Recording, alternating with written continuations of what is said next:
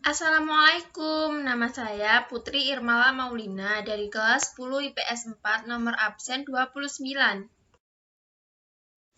Saya di sini akan menjelaskan bab 4, yaitu tentang sistem komputer.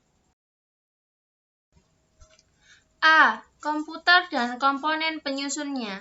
Komputer adalah peralatan elektronik yang menerima masukan data, mengolah data, dan memberikan hasil keluaran dalam bentuk informasi, baik itu berupa gambar, teks, suara, maupun video. 1. Sistem komputer. Sistem komputer terdiri atas perangkat keras atau hardware, perangkat lunak atau software, dan pengguna. 1. Perangkat keras atau hardware merupakan komponen fisik pada komputer yang dapat disentuh, dilihat, dan dipindahkan. 2. Perangkat lunak atau software merupakan kode-kode program yang dibuat menggunakan bahasa pemrograman. 3. Pengguna. Pengguna merupakan orang yang menggunakan atau mengoperasikan komputer. 2. Jenis-jenis komputer. Mikrokomputer atau komputer mikro merupakan komputer yang memiliki ukuran paling kecil dibandingkan dengan jenis komputer lainnya dan menggunakan mikroprosesor sebagai CPU atau unit pemrosesan utama. Selanjutnya, komputer personal (PC) atau personal komputer memiliki ukuran yang lebih besar dari komputer mikro dan memiliki kemampuan penyimpanan dan pengolahan data yang lebih besar dibandingkan dengan komputer mikro dan dibuat untuk penggunaan personal. Selanjutnya, mini PC, komputer peralihan dari komputer personal ke komputer mini yang dipakai di industri. Selanjutnya, mini komputer, komputer mini berukuran lebih besar dan mempunyai kapasitas memori maupun pemroses yang lebih besar. Saat ini, komputer mini kurang populer dan makin sedikit digunakan karena perusahaan lebih praktis untuk menyewa komputer di cloud yang memudahkan pemeliharaannya. Selanjutnya, komputer mainframe berukuran lebih besar dibandingkan dengan komputer dan biasanya digunakan oleh perusahaan-perusahaan besar sebagai server atau peladan. Selanjutnya, superkomputer memiliki ukuran yang paling besar dibandingkan dengan komputer lainnya dan memiliki kapasitas pengolahan data dan kinerja yang paling kuat. B. Interaksi manusia dan komputer. 1. Berbasis GUI atau Graphical User Interface merupakan antarmuka yang menggunakan menu grafis untuk memudahkan pengguna berinteraksi dengan komputer. 2. Antarmuka berbasis perintah atau Command Line Interface atau CLI merupakan tipe antarmuka melalui teks terminal. Pengguna menjalankan perintah dan program di sistem operasi tersebut dengan cara mengetikkan baris-baris tertentu. 3.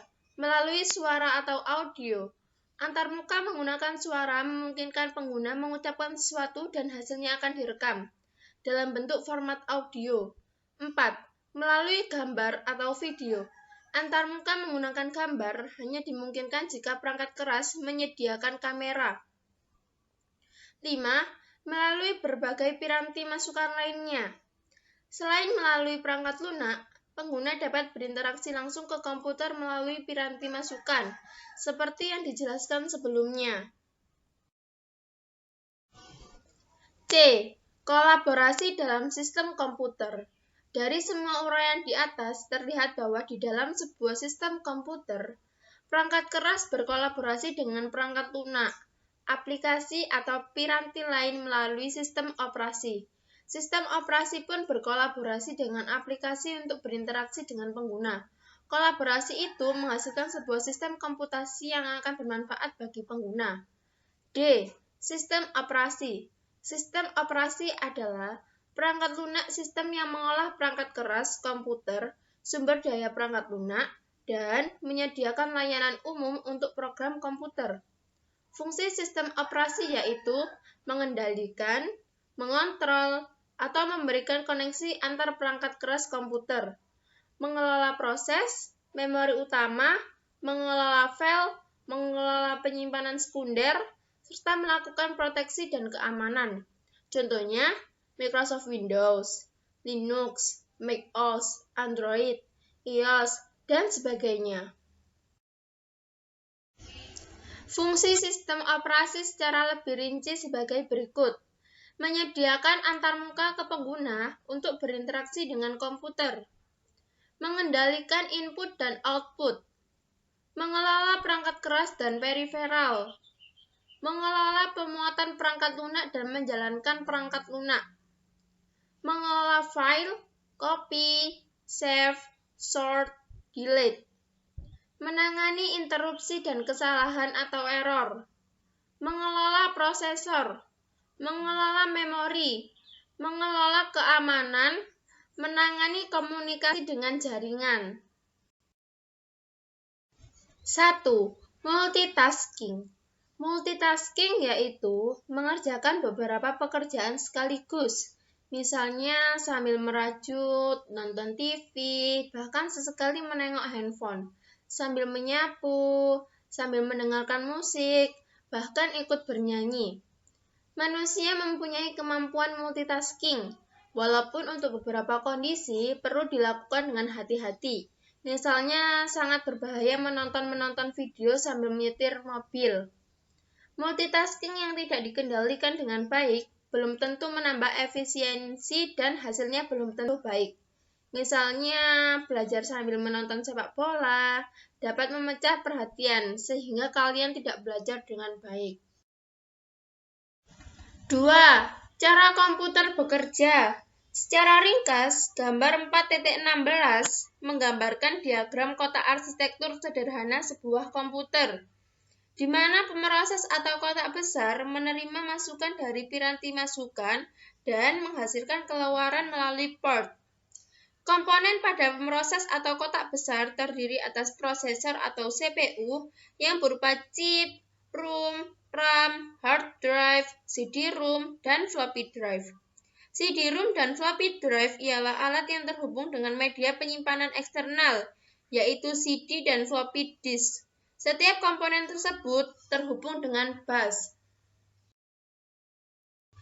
Central Processing Unit atau CPU. Central Processing Unit atau CPU adalah sebuah sirkuit elektronik yang sangat kompleks, yang bertugas mengeksekusi instruksi yang disimpan sebagai program.